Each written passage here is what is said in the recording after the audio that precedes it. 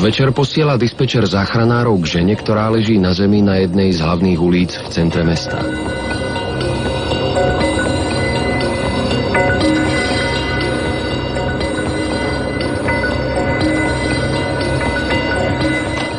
Žena leží na chrbte a nedokáže vstať. Ale keď prehovorí, ukáže sa, že najpravdepodobnejšou príčinou jej stavu je alkohol. Čo sa vám stalo, pani?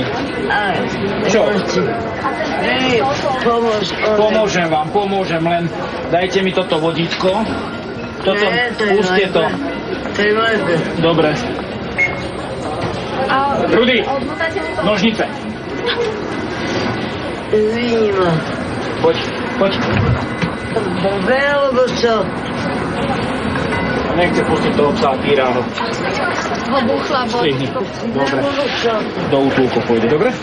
Do slobody zvierat. Ani Boha. Vášive. No. Pre Boha, ja idem domov. Áno, a jak? Žena je agresívna a svedkovia záchranárov informujú o tom, že surovo bila svojho psa. Ty nechytaj moju hlavu. Nie, ja sa chcem len pozrieť, či nie ste zranená náhodou. Nie A som. buďte kľudná, pani, hej. Nebuďte agresívna. Daj mi pokoj. Tu si sadnite. Musím čaro. Moje psa Vy ste si nezoberete. tu len ľahla, lebo máte vypité, alebo ste sa aj To udrela. je tvoj problém. Ty kokso. No, Však ty. čo? No ty Ja. kokso. Dobre, Však to takže mi... tu si presadneme na túto.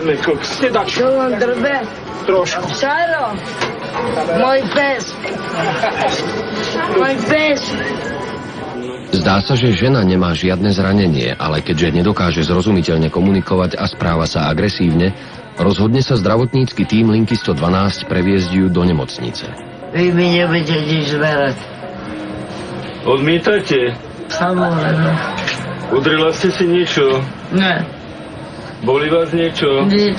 A prečo ste tam ležala? No, chcela som. A prečo na zemi? Prečo nie normálne na... No, lebo ja som taký debil. Boha, tak som išla som vonku. Išla som obývete.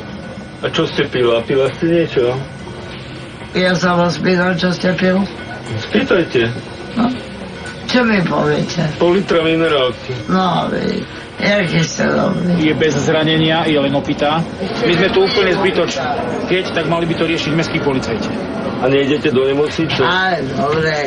Tak I prosím. ošetrenia aj všetko. Poprosím vás meno. Prosím? Meno. Vaše meno. Neviem. Bila tam toho psa, lebo si buchla hlavu do skla, no tak ho tam potom týrala, potom ten pes mal aj ranu. Na miesto zakrátko prichádza auto zo slobody zvierat, aby si týraného psa odviezlo. Je strašná škoda, že v Bratislave neexistuje záchytka, kde by títo ľudia skončili a kde by si to potom museli odpracovať.